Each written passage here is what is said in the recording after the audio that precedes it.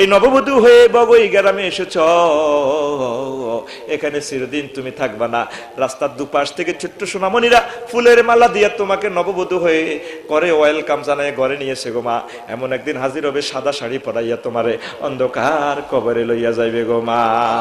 আমার নবীরে বলিও না, আমার আল্লাহরে বলিও না গো মা। ও মা, এই সংসারে সব কিছু আমার আমার বলতেছ, চক্ষু বন্ধ করো। এই পৃথিবী তোমার আর কেউ না।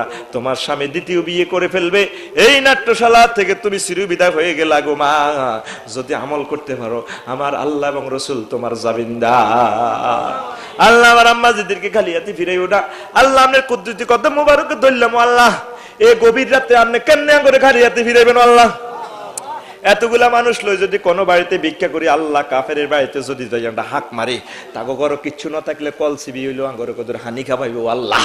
আমরা এতগুলা মানুষের কেমনে খালিয়াতে ফিরাইবেন আল্লাহ। আল্লাহ ও প্রতিটা প্রেমিকের দোকান হাতে এক কাতরার রহমত দিয়ে হইলো বিদায় করে দেন। যারা চলে গেছে তাগরও দেন, জাগো কানে মাইকের আওয়াজ গেছে তাগরও দেন। যুবক গুলার মনের আশা পূর্ণ করিয়া দেন আল্লাহ। আল্লাহর কাছে একটা দরখাস্ত করি, নুরুল হক ভাই হজের কথা বলে কলজাটা ঠান্ডা হইয়া যায়।